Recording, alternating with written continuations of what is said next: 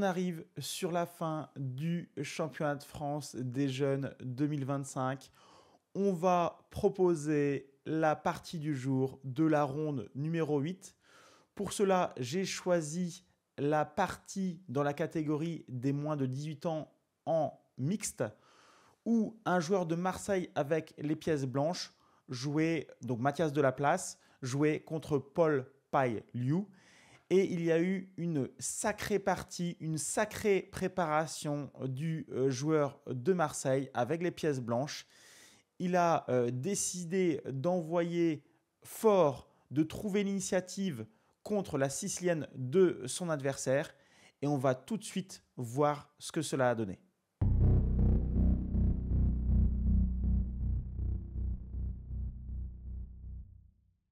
Allez, on part directement dans la Sicilienne de Paul Pai-Liu. C'est un joueur du club d'Anguien. Il est classé 2075 Elo. Mathias Delaplace, il est 2129 Elo. Il joue au club de Marseille Échec. Mathias, je l'ai connu étant plus jeune en top jeune, justement, quand je m'en occupais. Il était, je pense, prometteur, mais friable mentalement. Avec l'âge, il a réussi à régler ses problèmes et je constate chez lui une véritable progression. Je rappelle qu'il avait battu un des favoris de la catégorie à la ronde précédente. Et là, il enchaîne dans cette partie avec une réelle ambition. C'est ce qu'on va voir. E4, C5, cavalier F3 joué. Jusque-là, c'est du classique. On va sans doute ouvrir la sicilienne. Cavalier C6 est joué. Là, il existe la version conventionnelle d'ouvrir. La Rossolimo aussi est possible. Et il va jouer un coup un peu plus marginal, cavalier C3. C'est ce que j'ai tendance à appeler la fermée ouverte. On ne sait pas trop si le joueur blanc va ouvrir la sicilienne. Il est en train d'attendre de voir ce que va faire son adversaire. Une des raisons de ce coup, historiquement, c'est que sur un coup comme cavalier F6, qui est le coup du joueur de Sveshnikov, c'est-à-dire que la Sveshnikov, on l'obtient par D4, C prend D4, cavalier prend D4, et ensuite il y a E5, c'est une sicilienne assez compliquée. Donc quand je joue cavalier C3, l'adversaire qui joue la Sveshnikov peut avoir envie de jouer cavalier F6, mais il y aura des variantes très compliquées. On peut se dire à ce moment-là que l'on n'est plus obligé d'ouvrir la sienne parce qu'on n'aime pas la Sveshnikov avec les blancs. Donc on peut jouer une anti-sicilienne encore à ce moment-là avec fou B5. On va voir que ça s'est produit dans la partie. Si le joueur joue avec G6, qu'on appelle la dragon accéléré, là, le plus souvent, les blancs jouent D4. Bref, on gêne une certaine tranche de joueurs qui jouent ici la sienne Sveshnikov. On peut encore l'éviter avec les blancs. C'est toute l'idée de ce ordre de coup. Le petit conseil que je ferai dans cette position, c'est plutôt, je pense, de jouer E5. C'est complètement jouable. Ça laisse un trou et c'est le défaut de ce coup E5. Mais c'est quand même une des bonnes variantes jouées à haut niveau. E5 pour empêcher maintenant les siennes ouvertes. Et on a une partie bien différente. On pourra se développer assez facilement avec les noirs, avec du fou E7, D6, cavalier F6, fou E6, petit roc. Bref, du jeu quand même assez simple avec les noirs. C'est assez tranquille de jouer cette position. Eh bien, ce n'est pas le choix de Paul Pai-Liu dans cette position. Je pense que c'est un joueur de Sveshnikov. Je l'ai été aussi. J'ai joué exactement ce qu'il a fait dans la partie. Mais maintenant, l'ordinateur, il a tendance à nous casser les pieds. Donc, D4, on serait retombé sans doute dans la sicilienne ouverte que voulait Paul Pai-Liu. Sans doute la Sveshnikov. On peut aussi retomber dans des siennes classiques à voir. Mais en tout état de cause, c'est fou B5 qui a été joué. Une anti-sicilienne basée sur les principes de Rossolimo. Dans certains cas, on peut prendre en C6, on peut donner notre fou contre la structure de pion et un développement rapide des pièces blanches. On va pouvoir roquer, on va peut-être pouvoir ouvrir le centre avec les blancs, jouer au centre, tout simplement. Là, un des grands coups, bon, il y a Dame C7 qui peut exister, mais un des grands coups, c'est cavalier D4. Souvent, dans la théorie des siciliennes, quand le coup fou B5 est joué, on joue cavalier D4. Ça ne me pose pas de souci en règle générale. Cette position, elle a été très jouée pendant très longtemps à haut niveau. elle est de moins en moins jouée parce que ça commence à être dangereux. On trouve quand même des parties dans la théorie de haut niveau actuelle, mais elles sont de plus en plus rares. Pourquoi? Parce qu'il y a le coup E5 qui profite du cavalier en F6, et là déjà on est sous pression. On est sous pression, on ne va pas jouer un coup comme cavalier G4 parce qu'il y aurait du cavalier prend D4 avec le cavalier G4 en l'air. Donc il faut faire quelque chose pour le cavalier F6. On ne va pas jouer cavalier G8 parce qu'on est en grand retard de développement. Donc la petite astuce noire connue, c'est cavalier prend B5, cavalier prend B5 et je joue cavalier D5. Et ça amène des positions extrêmement compliquées.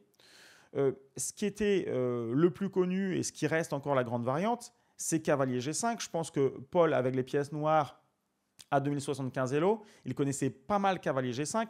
Je vous montre quand même la variante qui est hyper chaude. F6 joué. Attention, parce qu'il y a déjà des magouilles. Si vous commencez à faire H6, il peut y avoir des cavaliers prend F7, roi prend F7, dame F3. Le roi se fait déroquer. On va réussir à bricoler un cavalier F6 et rendre la pièce que les blancs ont sacrifiée pour à moitié sécuriser le roi. Mais c'est hyper tendu. Donc là, la théorie des Carlsen et compagnie, c'est plutôt de jouer avec F6. Dame F3, c'est le coup pour mettre de la pression. Le cavalier est obligé de bouger. On n'a pas trop envie de faire E6. Ça laisse des cases. C'est vraiment moyen. Cavalier C7 est souvent joué pour essayer d'éteindre l'incendie, pour essayer de provoquer des échanges de pièces. Mais ça reste très tendu. E prend F6, E prend F6. Dame E4, c'est souvent le coup le plus joué. On peut jouer aussi Dame H5, G6, Dame E2 pour affaiblir les noirs. Ça existe. Mais Dame E4, c'est le coup critique avec une position de folie qui en découle. Je vous la montre parce que vous voyez que c'est de la grande théorie moderne appuyée par les ordinateurs puisque ce n'est pas vraiment humain ce genre de position. Pourquoi? Les blancs foncent sur le roi noir. Cavalier E6, on rappelle que Dame E7 et Fou E7, c'est catastrophique. Dame E7, il y a du cavalier prend C7, il y a même du cavalier D6. Fou E7, il y a toujours cavalier D6. Donc c'est vraiment la catastrophe. Il faut absolument jouer cavalier E6. Et là, c'est encore la théorie. Cavalier prend H7, c'est le bon coup, avec une idée de faire Dame G6. D5 va être joué. Ça, c'est vraiment du grand classique. Et là, j'envoie Dame G6, échec. Et la théorie continue par Roi D7. Et je ne montre pas plus loin. Sur Roi D7, on va pouvoir prendre le fou F8 avec le cavalier. On n'y comprend plus rien. Ce n'est pas des échecs conventionnels. Les principes ont été bafoués. Je comprends, les noirs, on le sent, mais ils ont un pion de moins, un roi qui ne fait pas plaisir. Ils vont essayer de le sécuriser à l'arrache. Mais c'est hyper étonnant. Eh ben, ça n'a pas été la préparation du joueur de Marseille Échec qui a joué une souligne, mais hyper intéressante. Ça a été bossé très certainement. Petit roc joué, coup d'apparence très calme. Et là, c'est logique. Le joueur avec les noirs, il fait A6 pour dégager ce cavalier qui peut être dangereux. On vient de le voir. Sauf que avant de repartir avec son cavalier et de commencer peut-être à échanger avec cavalier C3, il y aurait eu échange de pièces. Et je pense qu'on va réussir à se développer avec les noirs, par exemple jouer D6 pour s'aérer un petit peu, parce que finalement les noirs ont une structure saine, mais ils ont un retard de développement, un peu comme dans un gambit. Donc il faut se développer rapidement. C'est C4 ici qui a été joué. C'est exactement ce que l'on veut avec les blancs, enflammer l'échiquier sur A prend B qui serait maladroit. Il y aurait C prend D5. Suivi de D4, gros centre pour les blancs, retard de développement pour les noirs, ça n'irait pas. C'est la raison pour laquelle on pourrait penser à cavalier C7 pour commencer les échanges, mais ça donnerait encore l'initiative aux blancs qui prendraient dame prend et D4 avec une grosse avance de développement. J'ai envie de reprendre de la dame, mène ma tour en D1, sortir le fou rapidement en F4 ou G5. Bref, ça va être très agréable pour les blancs là encore. Donc C4 joué. Cavalier B4, c'est le coup de la théorie moderne, aucun problème là-dessus. Cavalier C3, et là, on retrouve une partie de haut niveau de Levon Aronian, un des meilleurs joueurs du circuit mondial. Et on peut dire que ce n'est pas évident de jouer cette position avec les noirs. Paul Paillou joue le bon coup, il joue D6 pour ouvrir sa position, pour se donner des perspectives de développement. E prend D6, on ouvre la position. Je ne vais pas faire E prend D, il y a des tours E1, il y a du D4. Je fais plutôt dame prend D pour me développer. Le problème, c'est qu'il y a cavalier E4 et on trouve encore l'initiative avec le prochain coup D4. C'est la raison pour laquelle je pense que les noirs connaissaient encore. Dame D3 jouée, je bloque le pion D, je ne veux pas que les blancs trouvent l'initiative. Jusque-là, grosse partie de nos deux joueurs. Cavalier prend C5, dame prend C4, j'attaque le cavalier. Finalement, on constate que le meilleur moyen de répondre à l'initiative adverse, c'est globalement de contre-attaquer, de rechercher soi-même l'initiative. Très bon coup de la part des blancs ici. Le coup D4, c'est fort logique puisque Mathias va essayer de développer son fou C1. Il veut foncer sur l'adversaire et pour le moment, ce fou F8 n'est pas sorti. J'ai envie aussi prochainement de faire cavalier E5. J'ai simplement protégé mon cavalier C5 et le cavalier E5 va arriver. Pourquoi pas avec du dame F3 derrière ou du dame H5. Bref, toujours la recherche d'initiative. Parce que c'est vrai que sur le long terme, les noirs sont très bien. Ils ont la paire de fous, il y a un pion isolé. Mais ils doivent contenir l'attaque blanche. C'est exactement la même chose que ce que je disais tout à l'heure. C'est comme dans un gambit. Dans un gambit, on lâche un pion. Là, avec les blancs, on a lâché la structure, on a lâché la paire de fous. Mais à court terme, on met une pression de dingue sur les pièces noires. Bon coup d'apparence et de toute façon, c'est le meilleur coup des noirs. Recherche d'initiative, dame C2 avec la proposition d'un échange malhonnête puisque évidemment, les blancs ne doivent pas échanger. Sinon, la finale va être extrêmement compliquée. C'est pour ça que je parle d'échange malhonnête. Mais les noirs ont raison de jouer ce coup-là. Eh ben, je n'ai pas le choix ici. Le coup, on retrouve encore des parties dans la base de données. C'est Aronian Goukesh, si je ne dis pas de bêtises. Peu importe en tout cas, dame E1 joué. On sait que c'est une préparation de haut niveau. Et là, le cavalier B4 est attaqué. Je n'ai pas envie de jouer cavalier D3 parce que je vais perdre encore un temps. Cavalier prend, dame prend. Et les blancs vont se développer. Et moi, j'ai du mal. Il faut absolument l'urgence de la position, c'est de développer le fou F8. Il doit absolument bouger ce dernier. Sinon, je vais perdre la partie quasiment sans jouer. Cavalier D5 a eu lieu. Très bien. On doit recentrer ce cavalier. Et là, la partie dont je vous parlais de haut niveau, c'est fou D2 qui avait été joué, alors que Mathias va jouer dame E5. Son coup dame E5 est très très intéressant aussi. C'est un très bon coup pratique. Ce n'est pas le coup préféré d'un ordinateur. Fou D2 était très bon aussi. E6, c'est quoi l'idée? C'est un tour C1 rapide. Tant pis pour dame prend B2, on le laisse faire et on fonce sur l'adversaire. Là, on est typiquement dans un gambit, on a vraiment lâché le pion. Et le plus souvent, vous pouvez l'observer, quand un joueur commence à donner un pion, il n'hésite pas à enfiler un deuxième éventuellement pour continuer dans sa philosophie de prise d'initiative. F6, ça se comprend. Pourtant, c'est un peu bizarre, c'est affaiblissant comme coup, mais le fou F8 ne peut pas bouger à cause de ce coup dame E5, très précis. F6 joué, dame H5, on affaiblit, G6, dame H3, c'est la partie de haut niveau et on voit qu'on met un pressing monstrueux. Cavalier prend E6 menace. E5, c'est même pas un coup que j'envisage à cause de cavalier E6 et on voit qu'il y a de gros problèmes. Je pourrais aussi jouer juste ma dame en H4 et c'est les noirs qui font le jeu des blancs, c'est-à-dire qu'ils ouvrent eux-mêmes leur roi. Donc, c'est fou prend C5 pour casser l'initiative qui avait été jouée. Tour prend C5. Là, je peux vous dire que le meilleur coup, c'est fou D7, mais encore fou H6 et le roi est condamné à rester au milieu. C'est extrêmement compliqué. Peut-être qu'il va se développer avec roi F7, mais en tout cas, ça ne fait pas plaisir cette position. On a les fous de couleur opposées. Simon Lemarac, qui est l'entraîneur national qui m'accompagne aux commentaires en direct de championnat de France, nous disait que dans les fous de couleur opposées, quand les dames sont présentes sur l'échiquier, il faut vraiment regarder l'initiative et le jeu sur la couleur. Et effectivement, les cases noires sont déjà très affaiblies. La sécurité du roi n'est pas assurée. Ça peut faire mal. Et dans la partie, il y avait eu tout de suite roi F7 et après tour FC1. Les problèmes sont hyper importants. D'ailleurs, quand même, à montrer dans toutes les écoles, la partie avait suivi et j'ai matérialisé la suite de la partie par les flèches bleues G4, G5 pour affaiblir les cases noires, faire sauter le verrou, ce pion F6 pour gagner des cases, que ce soit les cases E5 et G5 et faire mal au roi. Ici, le coup fou D7 n'est plus possible. Il l'était au coup précédent, mais maintenant il y a tour prend D5. Le roi a quitté son poste en E8. Donc, j'ai une petite tactique avec tour prend D5 et dame prend D7. Ce n'est pas le coup qui a eu lieu, mais Mathias, il a joué fort logiquement Dame E5. L'ordinateur n'aime pas trop, mais le coup à trouver avec les noirs était extrêmement difficile. Il fallait que Paul Pailiou prenne la mesure de l'initiative blanche.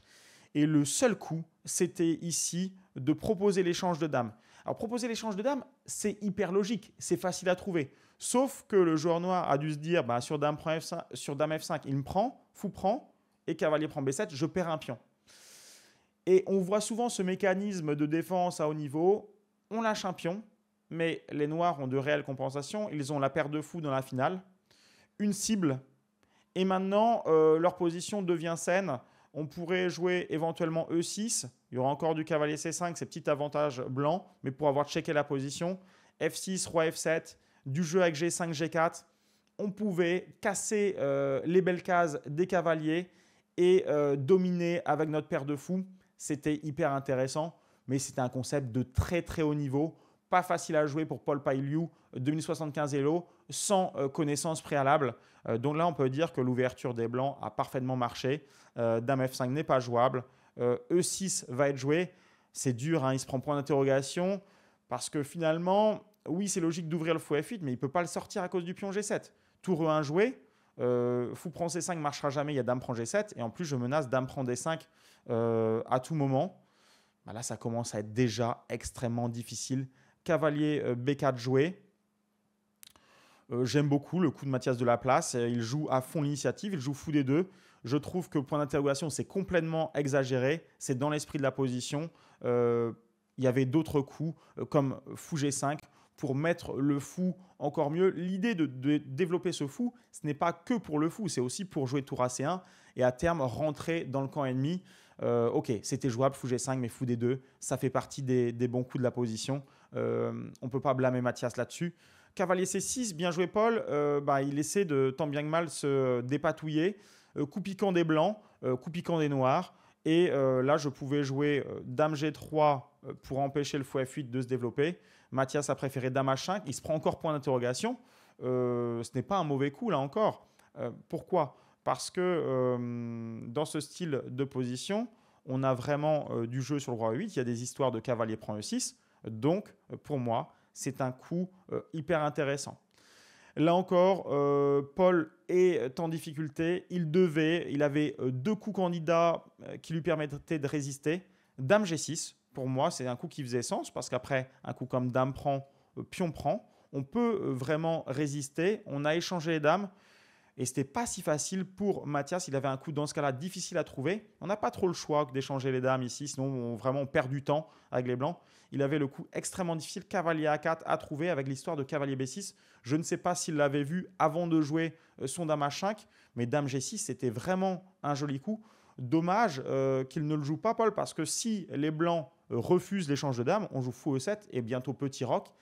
Et on semble avoir réglé nos problèmes. Dommage pour cette opportunité ratée.